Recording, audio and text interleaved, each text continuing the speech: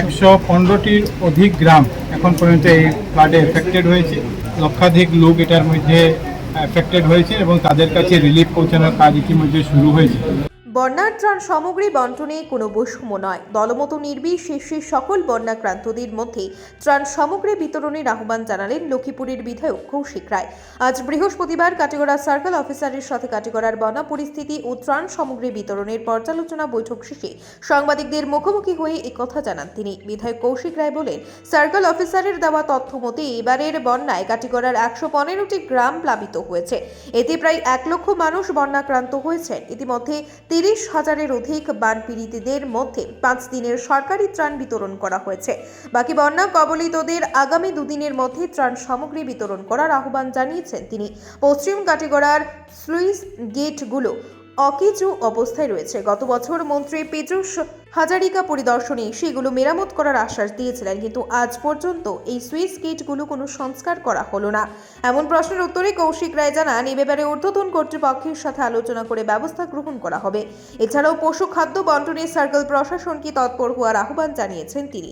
এদিনের এই পর্যালোচনা সভায় অন্যান্যদের মধ্যে উপস্থিত ছিলেন বিজেপি জেলা সভাপতি বিমলেন্দু রায়, 3 মণ্ডল সভাপতি যথাক্রমে নিত্যগোপাল দাস, সুব্রত চক্রবর্তী ও বিশালাক্ষ দেব। তাছাড়াও অসীম দত্ত, সুখেন্দু কর, অসিত বরণ দে, সচল রঞ্জন দেব প্রমুখ উপস্থিত ছিলেন। ব্যুরো রিপোর্ট, আজকের বরাক।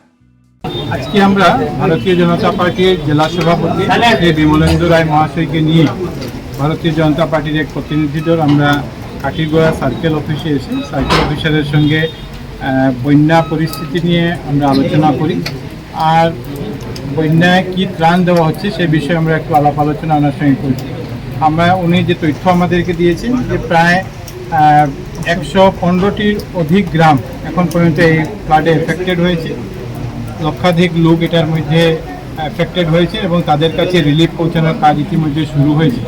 আমরা ওনাকে এখন পর্যন্ত প্রায় 30,000 পপুলেশনের কাছে 5 দিনের রিলিফ পাঠানো হয়েছে, এর বেশিও একটু হতে পারে। এবং আমরা ওনাকে অনুরোধ করেছি যে আগামী 2 দিনের মধ্যে যারা এফেক্টেড আছেন প্রত্যেকের কাছে যাতে রিলিফ পৌঁছে যেতে পারে সেটা যাতে উনি ব্যবস্থা করেন।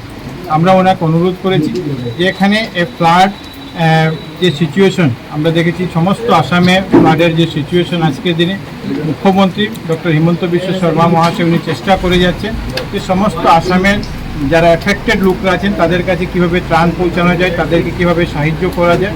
উনিও নিজে ঘুরে বেড়াচ্ছেন সমস্ত জায়গায় এবং উনি বলেছেন যে আগামী কয়েকদিনের মধ্যে একটা মন্ত্রিসভার টিম এখানে বরাক উপত্যকায় আসবে, উনি নিজেও আসবেন। এবং আমরা ওনাকে অনুরোধ করেছি যে এখানে কোনো রাজনীতি যাতে না হয়, প্রত্যেক মানুষ যারা বন্যায় এফেক্টেড হয়েছেন সে কোন জাতি, কোন ভাষা, কোন ধর্মের লোক, কোন রাজনৈতিক দলকে সমর্থন করে সেগুলি যাতে বাছাই না করে প্রত্যেক মানুষকে, এফেক্টেড মানুষকে যাতে খুব তাড়াতাড়ির মধ্যে বন্যা ত্রাণ পৌঁছে দেওয়ার সে ব্যবস্থা যাতে তারা করতে পারে।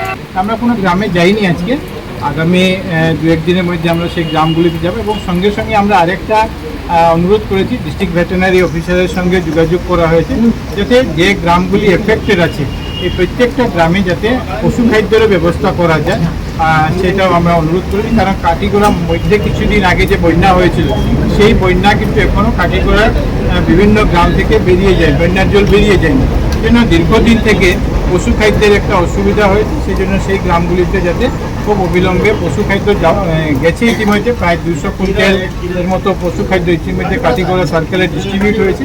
আরও অনেকের প্রয়োজন আছে, সেগুলি যাতে খুব তাড়াতাড়ি পৌঁছানো হয় সেই অনুরোধ আমরা করেছি। আমরা শুধু এখানে ফ্লাড রিলিফ নিয়ে আমরা আলোচনা করেছি। আর আপনারা শুনেছেন যে মুখ্যমন্ত্রী মহাশয় ইতিমধ্যে বলেছেন যে সমস্ত বন্যা এফেক্টেড লোকরা আছেন তাদের সবার কাছে আমরা তাদের যে সাহায্য সহযোগিতা, এখন আমাদের ত্রাণ দেওয়ার কাজ চলছে, তার রিলিফের কাজ, তারপরে যে রিহ্যাবিলিটেশনের যে কাজ, এই প্রত্যেকটা কাজকে যাতে 15 আগস্টের মধ্যে সম্পূর্ণ করা যায় সেটা মুখ্যমন্ত্রী মহাশয় ইতিমধ্যে ঘোষণা করেছে এবং সেই হিসাবে প্রশাসনের তরফ থেকে কাজ শুরু হয়ে যায়।